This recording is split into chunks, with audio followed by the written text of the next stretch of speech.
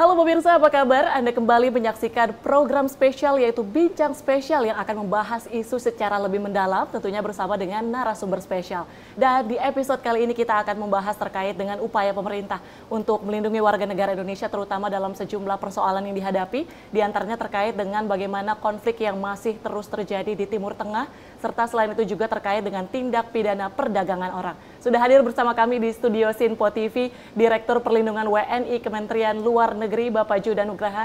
Halo Pak Judah, apa kabar Pak?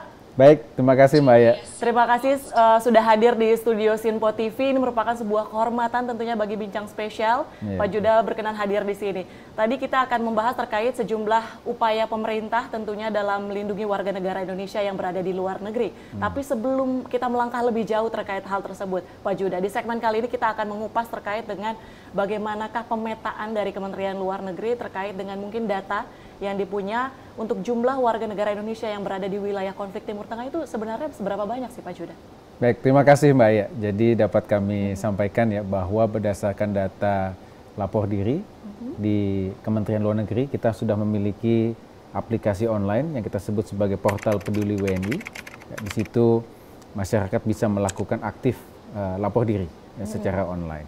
Berdasarkan data per November terdapat 2,6 juta warga negara kita yang lapor diri di portal Peduli WNI. Namun kami dapat sampaikan bahwa itu adalah jumlah warga negara kita yang aktif secara sadar melakukan lapor diri. Namun kami dapat pastikan bahwa memang di luar sana banyak warga negara kita yang tidak lapor. Seperti itu. Jadi kita tidak pernah mengetahui berapa jumlah pasti WNI kita. Ya, seperti itu. Namun berdasarkan perkiraan, ya, perkiraan ini Bank Dunia pernah mengeluarkan angka prediksi jumlah pekerja migran kita yang bekerja di luar negeri itu sekitar 9 juta. Nah ini kemudian kami bawa ke isu yang tadi kasus Timur Tengah ya, yang saat ini kita sedang melakukan fasilitasi evakuasi warga negara kita dari Suriah. Ini tantangan terbesar yang kita hadapi, ya, bahwa berdasarkan data imigrasi Suriah ya, terdapat sekitar 1.162 warga negara kita yang ada di sana, namun data itu sangat umum, sangat generik. Kita tidak memiliki data lebih detail selain nama, tempat, dan tanggal lahir. Ya, itu yang kemudian membuat kita kesulitan untuk bisa menjangkau warga kita yang ada di sana.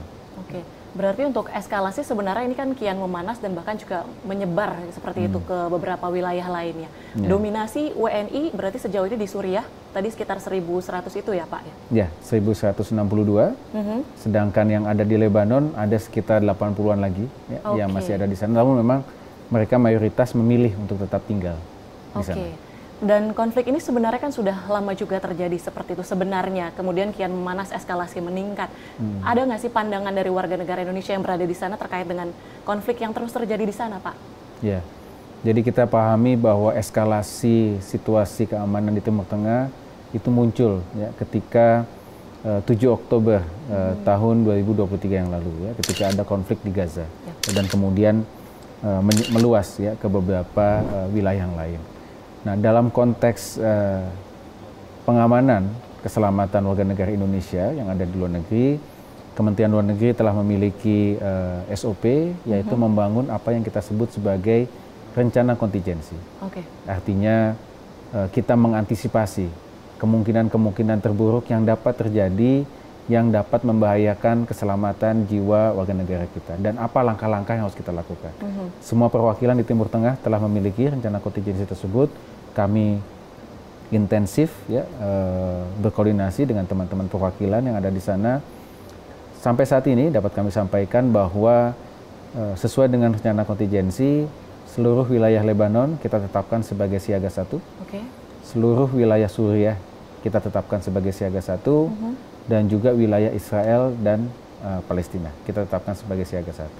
Nah, ketika kita tetapkan sebagai siaga 1, itu adalah status siaga tertinggi, di mana kita menilai situasi tersebut sudah membahayakan keselamatan warga negara kita, dan oleh karena itu kita aktif melakukan proses evakuasi warga negara kita dari wilayah-wilayah tersebut.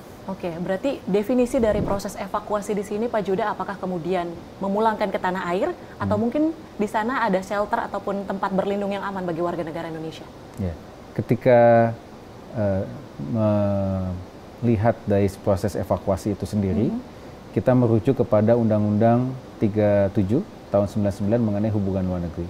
Di situ ada pasal khusus yang terkait dengan pelindungan warga negara Indonesia khususnya dalam situasi konflik. Jadi sebetulnya yang dimandatkan undang-undang adalah menyelamatkan warga negara kita dari wilayah konflik ke lokasi yang aman. Namun ketika kita melihat bahwa situasi konflik ini bisa berkepanjangan, apalagi konflik bersenjata, biasanya kita akan langsung pulangkan ke Indonesia. Seperti itu.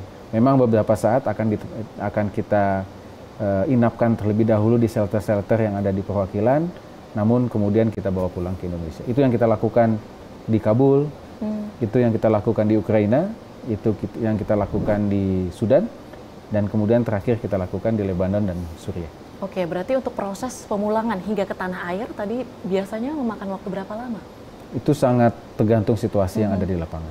Jadi for sure ketika kita memfasilitasi evakuasi, kita harus berkoordinasi dengan berbagai macam pihak yang ada di lapangan untuk memastikan adanya safe corridor untuk proses evakuasi kita. Jadi kita tidak akan menggerakkan warga negara kita kalau situasi masih belum aman. Dalam konteks masih terjadi pertempuran. Jangan sampai warga negara kita justru menjadi korban salah tembak atau salah sasaran. Oleh karena itulah berbagai macam koordinasi di lapangan sangat intensif kita lakukan untuk memastikan bahwa jalur yang kita pilih itu betul-betul aman dan tidak menjadi sasaran pihak-pihak yang bertikai. Oke, tadi Pak Judah menyebutkan ada beberapa wilayah yang sudah dipulangkan ke tanah air seperti itu. Ini berapa orang warga negara kita, Pak Judah? Total untuk Suriah ada 156 warga negara yang terbagi dalam 4 gelombang sudah kita pulangkan beberapa saat yang lalu. Oke, kalau dari sisi skema tadi disebutkan juga bahwa ada warga negara Indonesia yang memang memilih stay untuk di wilayah konflik tersebut, mungkin karena memang sudah menikah, berkeluarga, ataupun melanjutkan pendidikan. Ini biasanya ada semacam apa Pak, penandatanganan atau pernyataan resmi bahwa memang ya udah saya mau stay dulu seperti itu atau gimana? Betul sekali Mbak Aya. Mbak Aya pernah ikut evakuasi? Jangan Pak. Jadi betul sekali. Jadi sesuai dengan SOP yang kita tetapkan bahwa pertama, kita melakukan engagement, kita melakukan briefing kepada warga negara kita. Itu kita lakukan di Lebanon, kita lakukan di Suriah. Kami melakukan pertemuan virtual dengan para WNI yang ada di sana. Kami menjelaskan update situasi keamanan, dan kemudian kita menjelaskan langkah-langkah evakuasi apa saja yang harus mereka persiapkan. Nah, salah satunya adalah mereka menandatangani surat pernyataan tanggung jawab mutlak untuk 2 hal. Pertama, ketika mereka ikut evakuasi, mereka juga tanda tangan bahwa memang proses evakuasi itu ada risiko ya, yang mereka harus pahami dan mereka tanda tangan, setuju. Dan bagi warga negara kita yang memilih untuk tidak ikut evakuasi dan tetap tinggal di tempat tinggal masing-masing, kita pun meminta mereka untuk tanda tangan. Artinya menyampaikan bahwa negara sudah memberikan kesempatan untuk mengikuti evakuasi, namun atas pilihan sendiri mereka memilih untuk tetap tinggal dan bersedia menanggung segala macam risiko yang terjadi. Seperti itu. Jadi memang dari sisi undang-undang evakuasi itu sendiri merupakan tanggung jawab negara. Namun pilihan untuk ikut evakuasi ataukah tidak itu kembali kepada pilihan masing-masing individu. Jadi evakuasi itu sifatnya bukan mandatori. Seperti itu. Baik, kalau tadi kita berbicara terkait mungkin warga negara Indonesia penduduk seperti itu di sana, kalau dari sisi tenaga medis pasti dari Kementerian Luar Negeri juga terus memantau bagaimana perkembangannya di sana. Itu seperti apa, Pak Judah? Untuk tenaga medis yang ada di wilayah konflik Timur Tengah? Ya, untuk tenaga medis yang saat ini masih ada, itu ada di Gaza, yaitu teman-teman Mercy yang ada di sana yang sedang menjalankan tugas kemanusiaan. Kita selalu keep contact, kita selalu koordinasi dengan mereka terkait dengan keselamatan mereka yang ada di sana. Oke, baik. Jadi terus pemerintah berupaya gitu ya Pak untuk melindungi tentunya warga negara Indonesia. Kemudian juga memang Presiden Prabowo Subianto juga terus menggencarkan dalam beberapa lawatannya ke luar negeri untuk kemudian menghentikan gencatan, untuk melakukan gencatan senjata di Gaza. Kemudian Indonesia menyalurkan sejumlah bantuan terus-menerus untuk di wilayah konflik seperti itu yang kemudian dilakukan oleh pemerintah Indonesia menanggapi situasi yang masih memanas untuk di wilayah Timur Tengah ini. Pak Judah, kita lanjut terkait dengan berbicara tadi. Ada sejumlah WNI yang kemudian sudah kembali ke tanah air dan ada yang memang memilih stay di sana dengan penandatanganan tadi. Apakah kemudian perkembangannya sejauh ini untuk di sana? Komunikasi ke KBRI berarti masih secara terus-menerus ya Pak Juda ya? Betul.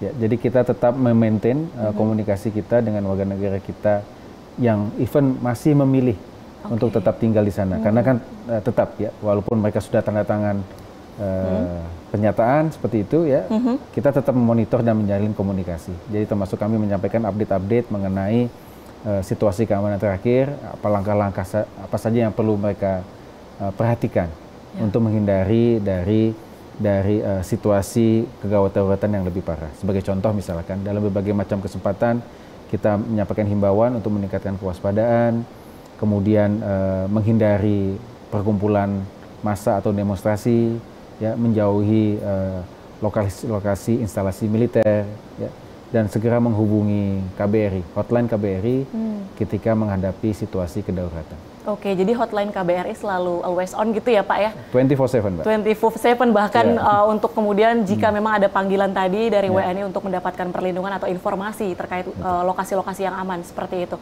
Kalau misalnya sejauh ini dari proses evakuasi, proses approach mungkin ke WNI yang di sana, hambatan atau mungkin kendala yang dihadapi dari Kementerian Luar Negeri seperti apa? Ini kalau boleh curhat ya. Boleh.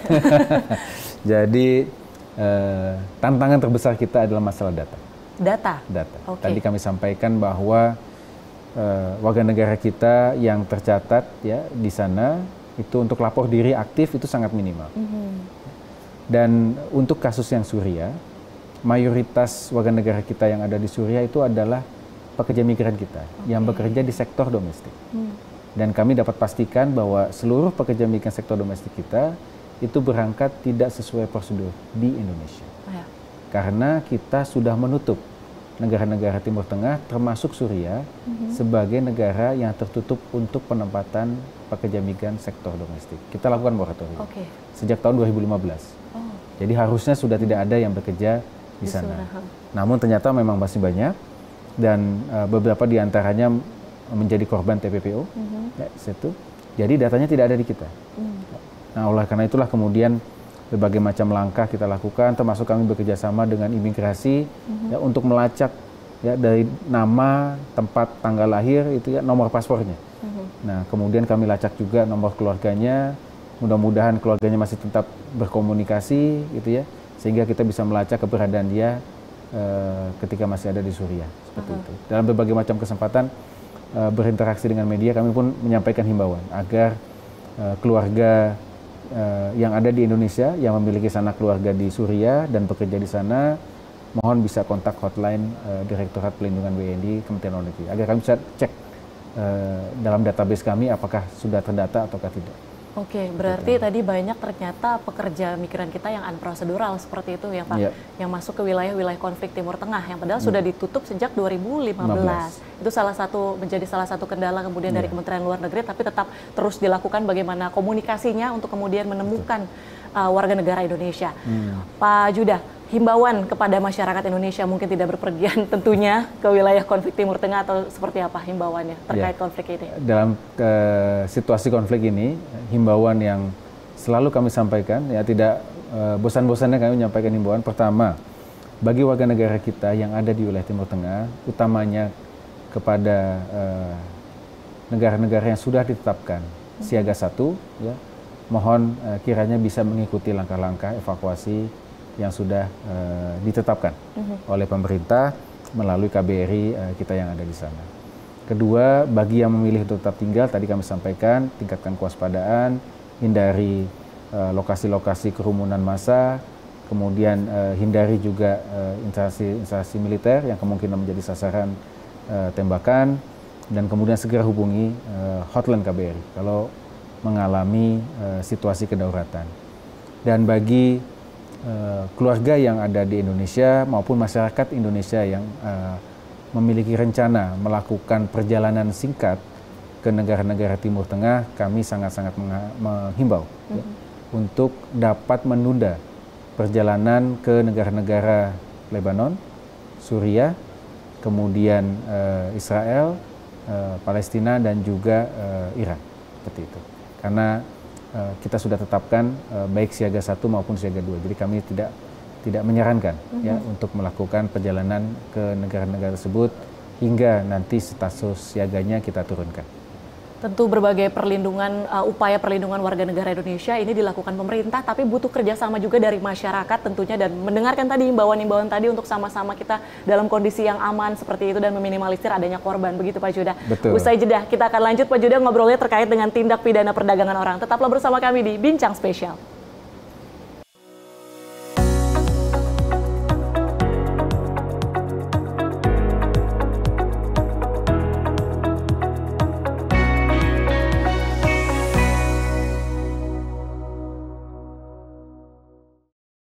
Halo, selamat pagi pemirsa Simpo TV. Selamat pagi Andi. Selamat pagi Fes. Beragam informasi terbaru hadir menemani Anda sebelum memulai hari.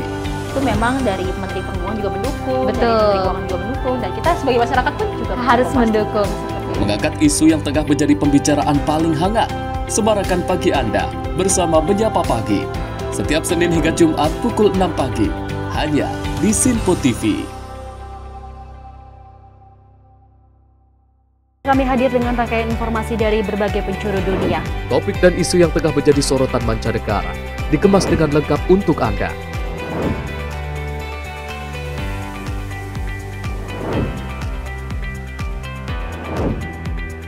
Peristiwa penting yang terjadi dari berbagai belahan dunia kini hadir dalam Simpo Dunia. Setiap Senin hingga Jumat pukul 7:30 malam hanya di Simpo TV. Pemirsa Simpo TV kembali hadir menemani Anda dengan berbagai informasi yang telah kami rangkum dalam sepekan. Sajian lengkap informasi sepekan kami hadirkan untuk Anda. Badan Legislasi DPR menemui masa unjuk rasa di depan gedung DPR RI Senayan, Jakarta. Menemani akhir pekan Anda bersama keluarga dengan rangkuman berita menyeluruh dalam Simpo Sepekan setiap minggu pukul 6 pagi hanya di Simpo TV.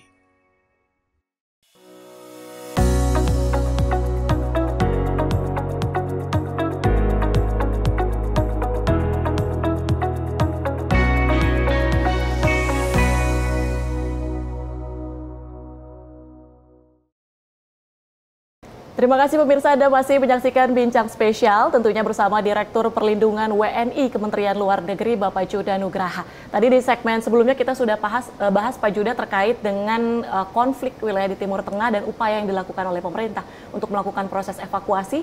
Di segmen kali ini kita akan mengulik terkait dengan bagaimana tindak pidana perdagangan orang yang rasanya semakin terstruktur, sistematis, apalagi dengan perkembangan teknologi, komunikasi, dan informasi yang semakin memudahkan masyarakat, yang sebenarnya ini bisa menjadi tantangan, tapi bisa menjadi kesempatan juga jika digunakan dengan wise seperti itu.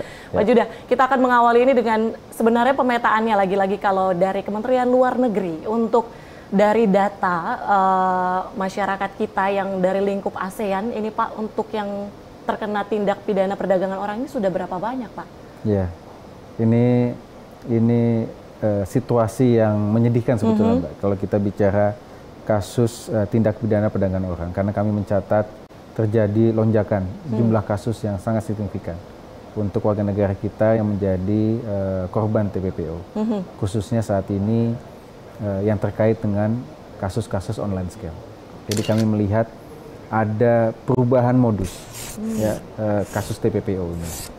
Kasus TPPO yang tradisional itu biasanya terkait dengan pekerja migran kita yang bekerja di sektor domestik, perempuan, uneducated, pendidikannya rendah, berasal dari keluarga miskin, tinggal di daerah-daerah terpencil seperti itu, dan kemudian di-traffic menuju ke negara-negara tujuan seperti di Timur Tengah contohnya. Nah, saat ini kasus TPPO mulai bergeser modusnya, khususnya yang ada di Asia Tenggara tadi yang Mbak Aya sampaikan. Modus saat ini adalah menggunakan modus online scam. Dan victim profile-nya itu sangat berbeda dengan TPPO tradisional yang tadi kami sampaikan. Korban online scam ini berasal dari Gen Z, berpendidikan. Iya, bahkan kami pernah menangani kasus korban online scam yang memiliki kualifikasi master degree, S2. Kemudian berasal dari keluarga menengah, dia bisa sekolah, seperti itu. Dan kemudian mereka tech savvy. Mereka paham dengan teknologi dan juga sosial media. Jadi ini victim profile yang baru yang tidak pernah kita hadapi sebelumnya. Dan saat ini berdasarkan catatan kami sejak tahun 2020 hingga November 2024 total ada 5.111 kasus WNI kita yang terlibat online scam. Di mana 1.290 diantaranya itu teridentifikasi sebagai korban TPPO. Oke, berarti kalau kita melihat Pak, tadi ada yang sekitar 500 orang tadi terlibat online scam. Ini apakah kemudian secara sadar melakukan pekerjaan tersebut atau memang menjadi korban dari TPPO tadi? Jadi kita bisa memilih Pak, sebenarnya definisi syarat seseorang dijadikan sebagai kasus TPPO itu seperti apa? Tentunya ini menjadi kompleks. Ya. Nah, ketika kita bicara seseorang itu korban ataukah bukan korban tindak pidana perdagangan orang, kita merujuk kepada Undang-Undang 21 tahun 2007 mengenai pemberantasan tindak pidana perdagangan orang. Di situ di pasal 4 disebutkan ya beberapa hal-hal unsur-unsur yang membuat seseorang teridentifikasi sebagai korban TPPO. Dalam undang-undang itu ada 3 unsur, tindakan, cara, tujuan. Ya. Tindakan ini ada proses recruitment, ada proses harboring, ada proses transporting ke negara lain.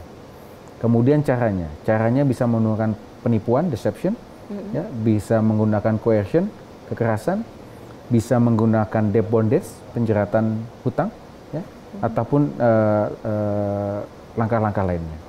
Nah, kemudian tujuannya adalah untuk mengeksploitasi. Nah, ini 3 unsur yang harus terpenuhi. Nah, namun dalam kasus online scam menarik ini, ya, pada awal-awal tahun, ya, pada awal-awal tahun itu di tahun 2022 kami melihat bahwa kasus-kasus TPPO itu terjadi untuk kasus online scam karena kami melihat ada penipuan di situ.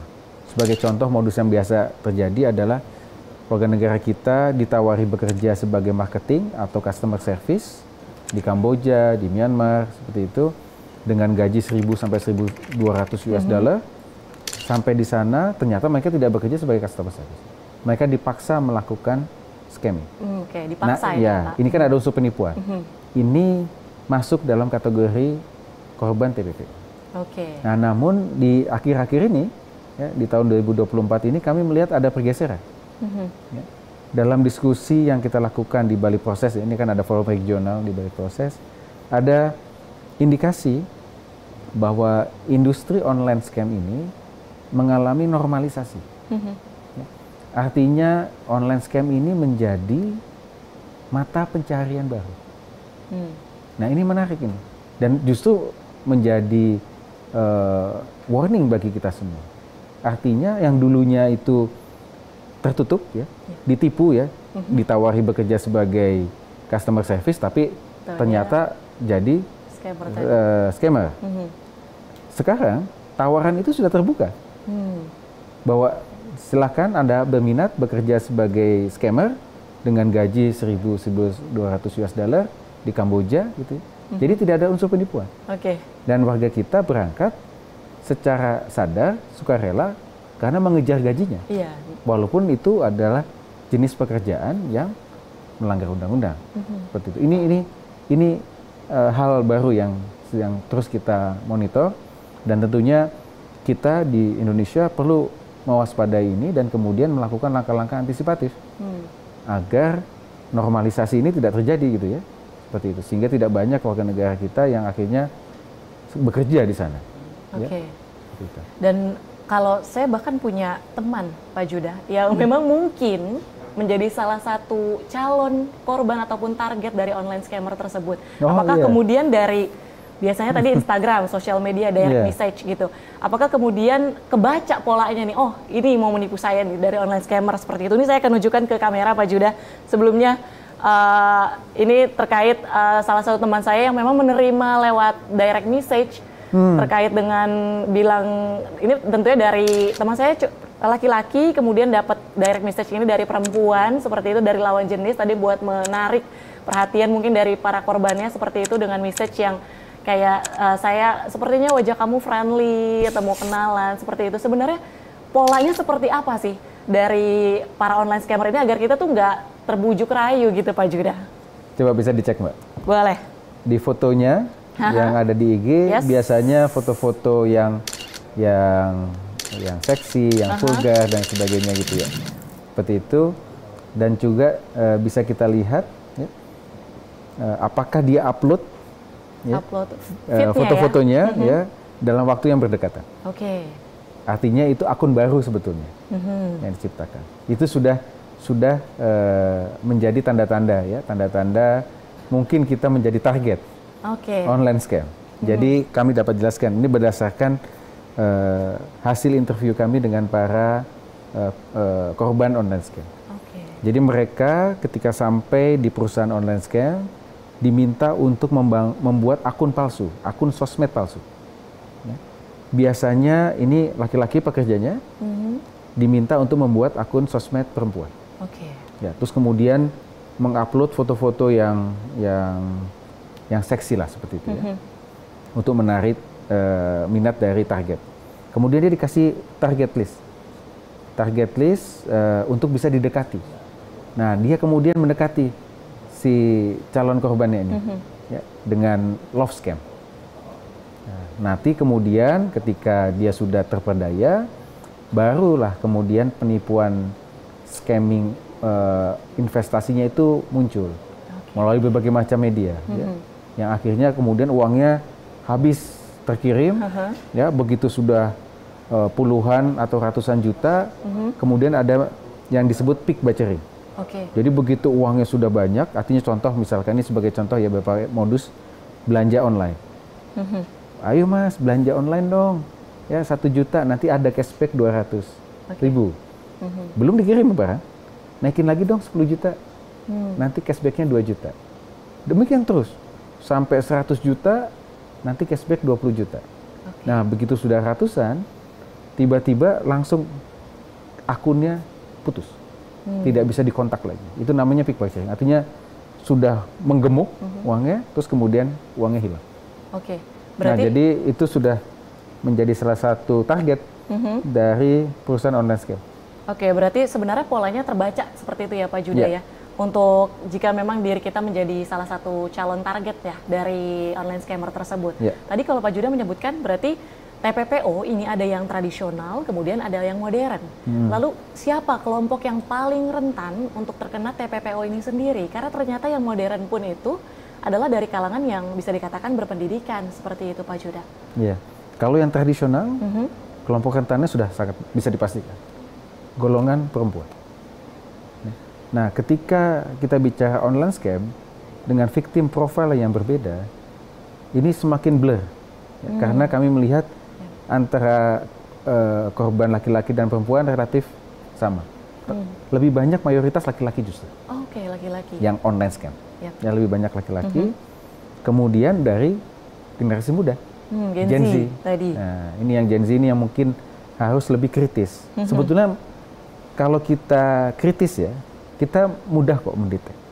Satu, tawaran pekerjaan itu menjanjikan gaji tinggi, tapi tidak meminta kualifikasi khusus.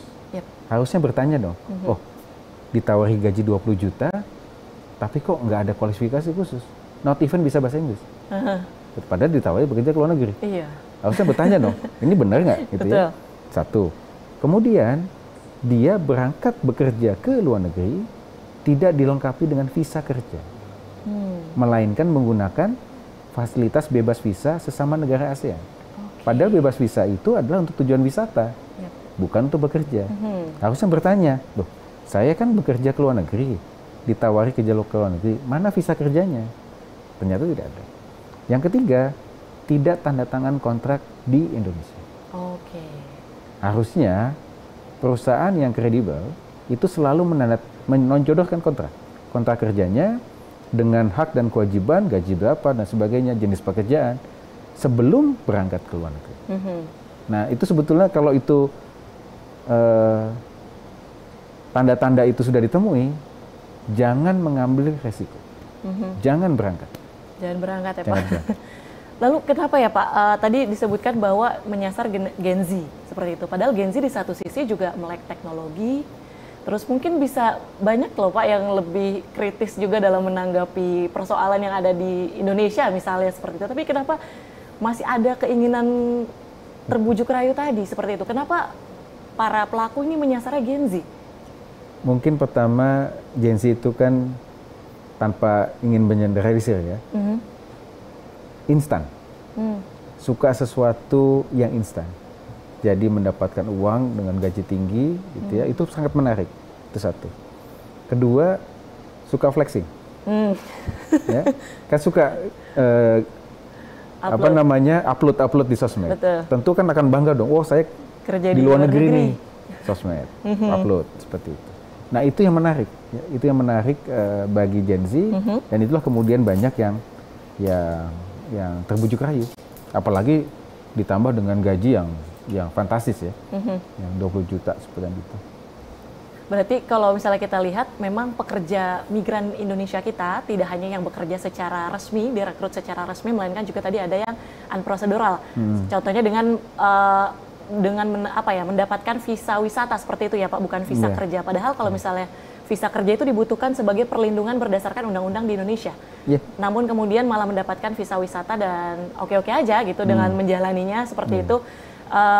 Apa yang kemudian ini lagi-lagi karena perkembangan teknologi tadi bisa menjadi tantangan, bisa menjadi kesempatan. Menyikapinya kalau Pak Judah melihatnya seperti apa dengan perkembangan teknologi komunikasi informasi yang memang sangat cepat bergerak seperti itu? Ya, jadi kan sebetulnya teknologi informasi itu kan bisa membuat hidup kita semakin mudah dan juga sejahtera. Tapi ini ibarat pisau yang bermata dua ini kan, bisa memudahkan hidup kita gitu, namun juga bisa berbahaya kalau kita tidak melakukan pengelolaan dengan baik. Kalau kita tidak melakukan awareness mengenai dampak-dampak negatif dari teknologi informasi tersebut. Nah, ini yang perlu kita kerjasamakan. Dan tentu ketika kita bicara pencegahan, ya, kasus-kasus TPPO yang terkait dengan online scam ini perlu kerjasama semua pemangku kepentingan. Tidak mungkin ditangani sendiri oleh pemerintah, perlu kerjasama dari daerah, dari akademisi, dari media, bahkan dari teman-teman LSM, ya, pemuka-pemuka masyarakat, untuk meningkatkan kesadaran masyarakat agar berhati-hati dengan modus-modus TPPO. Seperti itu. Kalau terkait tindak pidana perdagangan orang yang tadi kita berbicara sektor tradisional Pak Judah, ini menyasarkan biasanya bekerja di sektor domestik, misal asisten rumah tangga atau mungkin yang berpendidikan menengah ke bawah seperti itu. Ini bagaimana yang upaya yang dilakukan oleh dalam hal ini Kementerian Luar Negeri kemudian untuk mendeteksi adanya kemudian TPPO tersebut serta melindungi warga negara kita? Ya, ini kalau yang tradisional ini kan terkait dengan pola migrasi pekerja migran kita, terutama yang sektor domestik ke negara-negara tujuan, ya, utamanya yang ada di Timur Tengah. Berbagai macam upaya kita lakukan, ya, antara lain tentu dengan mempermudah tata kelola. Jadi kalau dalam Undang-Undang 18 tahun 2017 mengenai pelindungan pekerja migran, di situ sudah diamanatkan bahwa pelindungan diberikan dalam setiap tahapan migrasi, sebelum, selama, dan sesudah. Setelah balik gitu ya Pak? Ya, seperti itu. Jadi pelindungan ini bukan hanya muncul dalam konteks penanganan kasus ketika di luar negeri. Ketika dia mempersiapkan diri sebelum berangkat, proses pelindungan harus sudah dilakukan, yaitu dengan membangun sebuah tata kelola penempatan yang aman, ya, migrasi yang aman. Itu yang kita kerjasamakan dengan kementerian lembaga terkait. Ya. Dan ini kan juga menjadi prioritas dari Bapak Presiden Prabowo. Ya, dalam Astra-Cita disebutkan dalam beberapa kali bahwa fokusnya adalah memberikan pelindungan kepada warga negara kita, terutama pekerja migran kita. Dan saat ini bahkan sudah dibentuk kementerian baru, Kementerian Pelindungan Pekerja Migran Indonesia. Ini kan artinya menunjukkan political will, ya, willingness dari pemerintahan untuk memberikan pelindungan yang lebih baik kepada pekerja migran kita. Oke, berarti tadi koordinasi dengan seluruh pihak terkait seperti itu. Sejauh ini kendala yang paling besar dihadapi dari Kementerian Luar Negeri? Jadi pertama, ini dapat kami sampaikan berdasarkan data. Kami mencatatkan, ya, bahwa setiap tahun kasus yang dihadapi oleh WNI kita di luar negeri selalu meningkat. Oke. Tahun lalu kami dan seluruh perwakilan RI yang ada di luar menangani 53.000 lebih kasus WNI yang kita ada di luar. Nah, ini tentu menjadi wake up call bagi kita. Ya. Kalau kita lihat dari sisi kinerja penyelesaian kasus, kinerja kami kan diikat. Terakhir kinerja kami diikat 85. Artinya dari 100 kasus 85 diantaranya harus sudah selesai di tahun yang berjalan. Nah, dari 5 tahun terakhir, angka capaian penyelesaian kasus itu selalu di atas target. Selalu di atas 100%. Namun ternyata kinerja penyelesaian kasus ini tidak berkorelasi dengan turunnya jumlah kasus. Justru jumlah kasus baru ini meningkat lebih besar. Nah, ini merefleksikan bahwa kita harus bukan hanya sekedar menangani kasusnya saja, ya, kita tidak lagi menggunakan pendekatan yang reaktif, pemadam kebakaran, kita harus lebih proaktif, antisipatif, dan menyelesaikan akar masalahnya. Nah, akar masalahnya itu ada di hulu. Ini yang perlu kita benahi bersama. Ini sebagai contoh, sebagai gambaran, Mbak.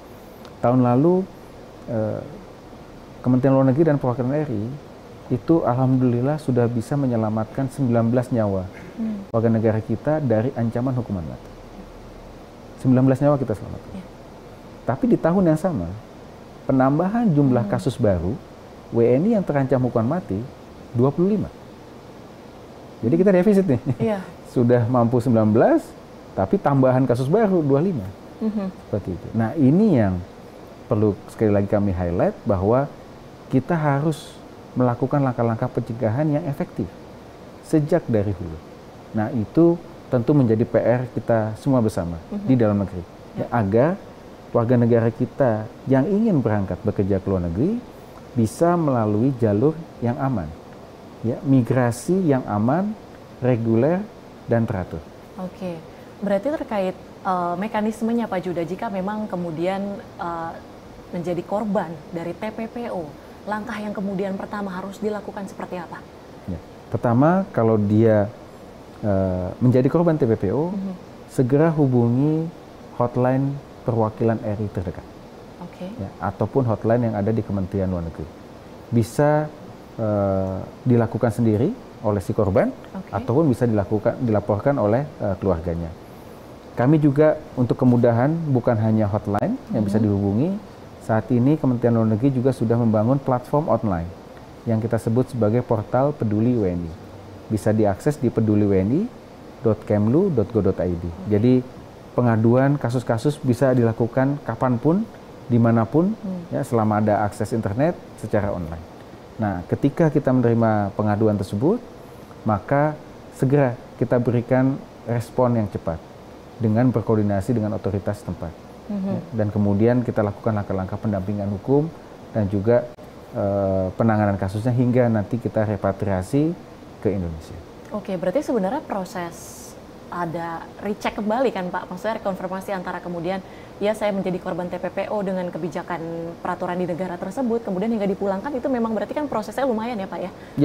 Ya, tentu akan takes time seperti itu, karena bagaimanapun sesuai dengan Konvensi Wina 1961 mengenai hubungan diplomatik dan Konvensi Wina 1963 mengenai hubungan kekonsuleran, perwakilan RI kan tidak bisa mengintervensi proses hukum yang ada di negara setempat.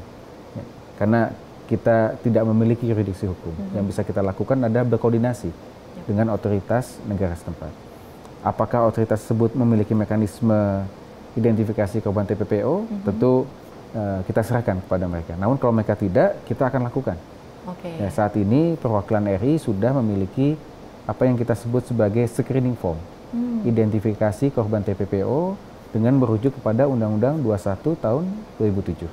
Nah, di situ para diplomat kita di guide dengan list pertanyaan-pertanyaan untuk membantu dia mengidentifikasi ya 3 unsur tadi itu, tindakan, cara, tujuan, sesuai dengan Undang-Undang 21. Oke, screening form ini menarik Pak Judah. Nanti kita akan bahas usai jeda. Tetap bersama kami di Bincang Spesial.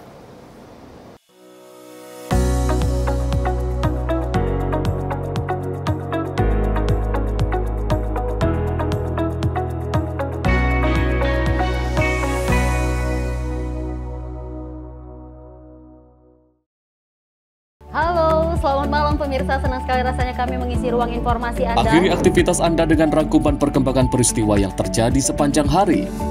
Sebelumnya kita saksikan ada sekitar 3.000 tamu undangan, sementara di Ibu Kota Nusantara ini ada sekitar 2.000 tamu undangan. Rangkaian informasi nasional dan mancanegara dirangkum sebagai penutup hari dalam Menyapa Malam. Setiap Senin hingga Jumat pukul 8 malam, hanya di Sinpo TV.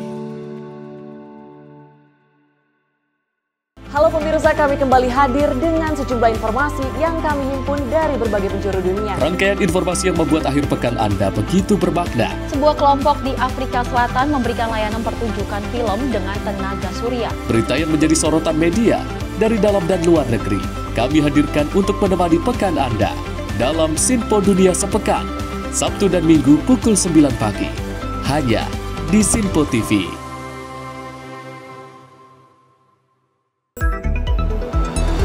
Jadilah yang pertama mengetahui perkembangan terkini seputar informasi dari lembaga parlemen. Punya data nasional, tidak ada satupun backup berarti kan? Tiba-tiba ada putusan yang nggak masuk akal dan seperti ini gitu loh. Kita biarkan rekomendasi kepada KPK, periksa! Kami hadirkan informasi paling akurat untuk mengawal setiap informasi dalam rapat komisi dan paripurna. Tentunya bersama saya Andi Rezaldi Yang telah kami rangkum dalam program Sinpo Parlemen. Saya Arif Rifani. Saksikan Sinpo Parlemen setiap Sabtu pukul 6 pagi hanya di Sinpo TV.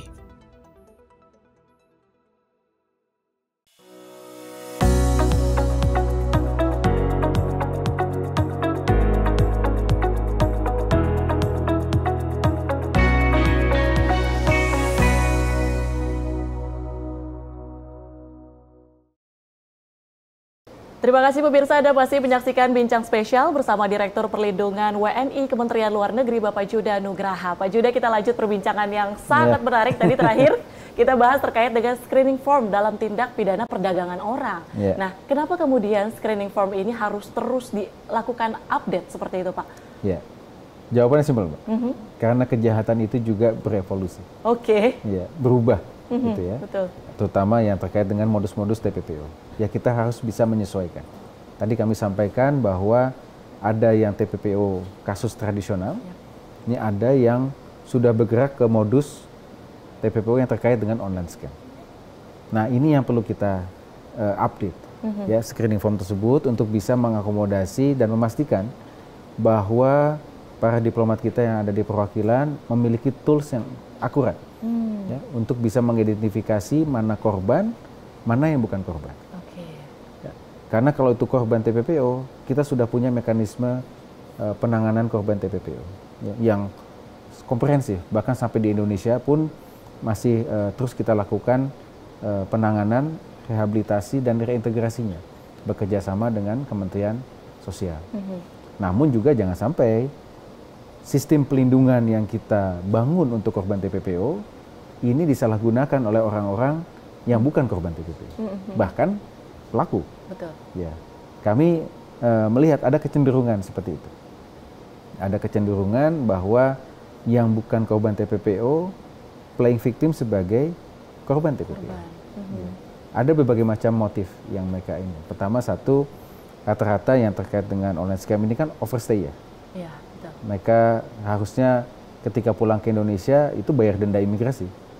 Tapi harapan mereka dengan mengaku sebagai korban TPPO, datang ke perwakilan, nanti perwakilan bisa membantu untuk membebaskan denda imigrasinya dengan otoritas tempat. Motif kedua, pulang gratis. Betul. Karena kan memang kalau berdasarkan Undang-Undang 21, seluruh biaya penanganan korban TPPO itu ditanggung oleh negara, termasuk tiket pulang ke Indonesia. Nah yang ketiga, ini yang kami baru saja tangani bersama dengan Barreskrim Polri. Ini justru pelaku aktif, perekrut aktif, disguise themselves as victim of human trafficking. Agar mereka tidak mendapatkan tuntutan hukum. Seperti itu. Jadi waktu kami menangani 20 WNI kita yang ada di Laos pada saat itu, kita interview korbannya, nah mereka saling menunjuk sesama WNI. Dan akhirnya kemudian teman-teman Barreskrim melakukan penyidikan dan kemudian 2 WNI sudah ditetapkan sebagai tersangka. Berarti itu yang mendasari kemudian mengupdate screening form tadi. Ya. Sebenarnya jangka waktunya tuh ada nggak sih Pak? Tidak secara spesifik, ya. Hanya kita terus mempelajari modus-modus baru TPPO ini dan kemudian kita adopsi ya, dalam screening form tersebut. Jadi ini masih work in progress, ya. Ini living document sebetulnya screening form tersebut. Kami bekerja sama dengan Kejaksaan dan juga Baris Krim Polri, juga kami bekerja sama dapat masukan juga dari berbagai macam organisasi internasional, ya, seperti IOM, ya, untuk semakin membuat akurat screening form identifikasi korban TPPO ini. Oke, berarti sebenarnya polanya juga kebaca ya Pak ya, makanya kenapa mengupdate tadi screening form tadi itu. Yeah. Oke, kita tadi sudah membahas sejumlah upaya yang kemudian dilakukan pemerintah terkait sejumlah persoalan yang mungkin dihadapi warga negara Indonesia yang ada di luar negeri, mulai dari tadi konflik Timur Tengah, kemudian juga tindak pidana perdagangan orang, baik itu yang tradisional ataupun modern. Dan dalam sebelum 100 hari masa kerja dari kepemimpinan Presiden Prabowo Subianto, langkah apa yang kemudian, arahan apa yang kemudian diberikan oleh Presiden Prabowo Subianto bagi Kementerian Luar Negeri tentunya untuk memberikan perlindungan bagi warga negara Indonesia kita di luar negeri? Ya. Dalam dokumen Astacita sudah jelas ditetapkan di situ bahwa prioritas ya dari Bapak Presiden adalah memberikan perlindungan bagi warga negara kita, termasuk pekerja migran kita. Nah, kemudian oleh Bapak Menteri Luar Negeri, Bapak Sugiono, diterjemahkan dalam 5 prioritas politik luar negeri Indonesia, di mana salah satu prioritas politik kita itu adalah peningkatan pelindungan warga negara Indonesia dan juga peningkatan peran diaspora. Ya, dalam prioritas tersebut ada 3 hal yang kita lakukan. Pertama, ya, pelindungan WNI yang proaktif dan antisipatif. Jadi kita tidak lagi reaktif. Ya, ketika ada kasus, menggunakan pendekatan pemadam kebakaran lagi, enggak. Kita harus antisipatif dan proaktif. Termasuk ya, bekerja sama dengan kementerian lembaga dan stakeholder di Indonesia untuk melakukan langkah-langkah pencegahan. Nah, kemudian yang kedua, melakukan pembangunan sistem pelayanan dan pelindungan yang komprehensif dan integratif. Ya, yang sinergi dengan kementerian lembaga. Karena kita memahami bahwa ada banyak kementerian lembaga yang memiliki irisan terkait dengan pelindungan warga negara Indonesia, dan oleh karena itulah kemudian perlu membangun sebuah sistem yang komprehensif dan sinergis antar kementerian lembaga. Termasuk juga tentunya dengan berbagai macam pemangku kepentingan. Dan yang terakhir adalah pemberdayaan diaspora, termasuk diaspora warga negara Indonesia. Seperti itu. Diaspora ini menarik juga sebenarnya Pak. Tapi kita karena keterbatasan waktu, kita lanjut dulu tadi obrolan kita. Kemudian langkah dari Kementerian Luar Negeri untuk kemudian membangun migrasi yang aman bagi pekerja migran di Indonesia. Seperti apa? Oke, jadi dalam konteks pembangunan migrasi aman, reguler dan teratur, ya, kita merupakan negara champion ya, untuk Global Compact on Migration. Ini adalah Global Compact yang ada di tataran PBB, ya, di mana pada saat itu Menteri Luar Negeri termasuk menjadi Vice President yang memimpin proses adopsi dari Global Compact on Migration ini. Nah, berbagai macam langkah kita lakukan. Pertama, tentu pembenahan tata kelola, penempatan dan pelindungan. Ya, kita memastikan bahwa dalam setiap tahapan migrasi, sebelum, selama, dan sesudah penempatan, itu kita berikan pelindungan yang maksimal. Kemudian yang kedua, interoperabilitas, sistem informasi antar kementerian lembaga. Untuk semakin membuat data kita semakin akurat, ya, dan juga pelayanan dan pelindungan kita semakin seamless, semakin mudah. Karena kalau semuanya sudah terintegrasi, interoperable antar sistem, saling berkomunikasi, yang akan diuntungkan tentu masyarakat. Ya, seperti itu. Dan tentu memastikan kehadiran negara dalam setiap kasus yang dihadapi oleh warga negara kita. Ya, termasuk ya, melakukan proses diplomasi tentunya dengan negara tujuan. Proses diplomasi kita lakukan di setiap tataran. Kita menggunakan pendekatan total football, level bilateral, kita bangun MOU penempatan pekerja migran kita, dengan negara tujuan. Kita juga memiliki MOU TPPO, ya, MOU on combating transnational organized crime, ya, itu kita dorong. Ya. Berbagai macam mekanisme bilateral kita lakukan untuk membuat koridor aman migrasi warga negara kita ke negara tujuan. Di level regional kita punya ASEAN, kita juga punya Bali Proses, kita aktif di sana ya, dalam berbagai macam kesempatan, termasuk ketika keketuaan Indonesia di ASEAN tahun lalu. Secara khusus kita mendorong ASEAN Leaders Declaration on combating trafficking in person, TPPO tadi ya, caused by the abuse of technology. Jadi memang ASEAN Leaders Declaration ini kita rancang khusus untuk menangani kasus online scam. Karena kasus online scam ini bukan hanya kasus Indonesia, ini sudah menjadi kasus atau permasalahan kawasan. Gitu.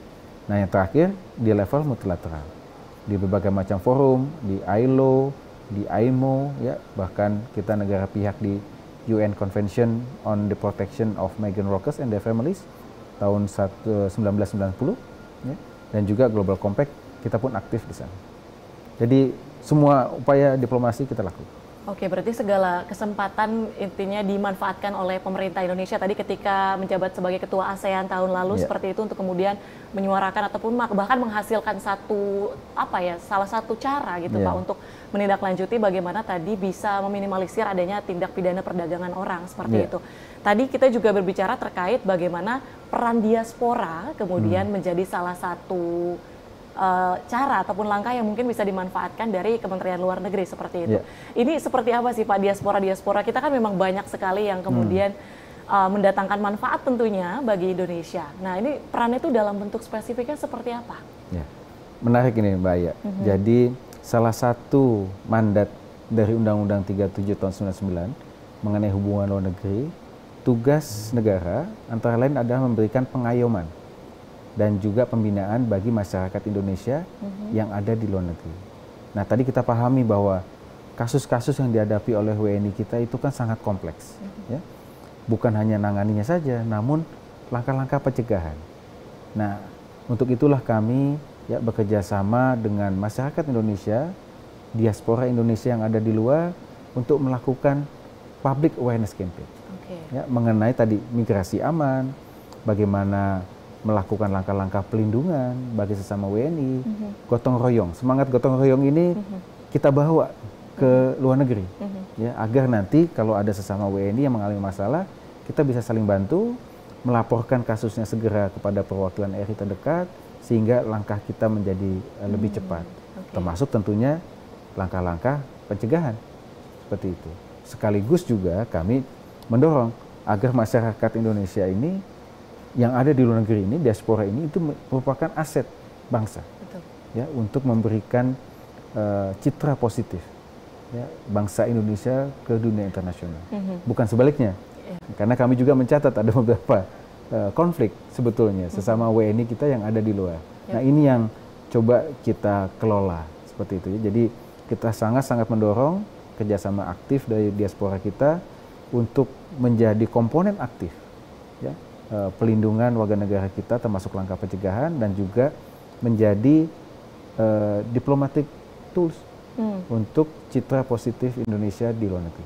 Oke, berarti keberadaan dari diaspora ini sebagai dalam bentuk campaign tadi, dalam bentuk campaign dan juga wajah citra Indonesia di mata dunia seperti itu. Betul. Karena memang lagi-lagi lingkungan antara Indonesia kemudian dengan kehidupan ketika di luar negeri itu berbeda seperti itu ya Pak, perlu adaptasi sehingga perlu satu kerukunan tersendiri bagi sesama warga negara Indonesia di sana seperti itu. Betul. Pak Judah, terakhir closing statement, mungkin himbauan kepada warga negara Indonesia terkait sejumlah persoalan yang tadi kita sudah bahas, silahkan. Siap. Terima kasih nih Mbak Aya. Jadi dalam kesempatan ini kami ingin menghimbau kepada seluruh masyarakat Indonesia yang ada di luar negeri, tentu proses migrasi warga negara kita ke luar negeri itu adalah salah satu cara ya untuk meningkatkan kesejahteraan. Selain tentu bekerja di dalam negeri, kesempatan bekerja di luar negeri pun kita buka.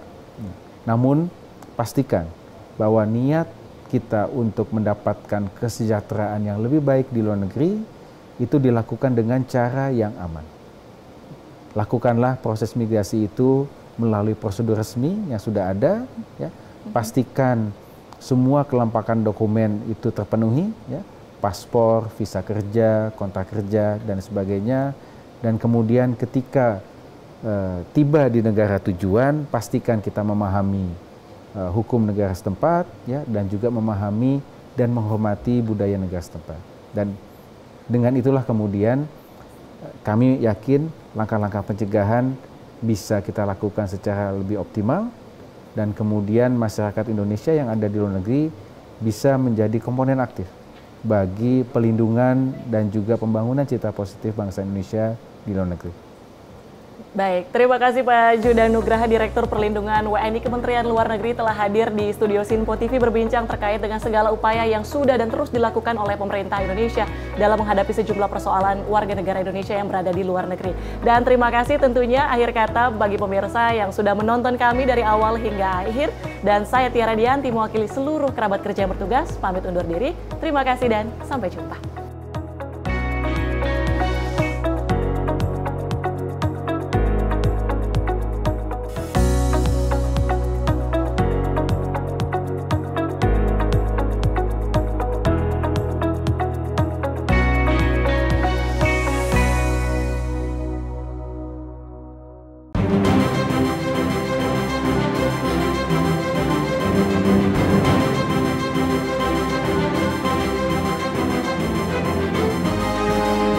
Sinpo TV, News, Sport, Entertainment.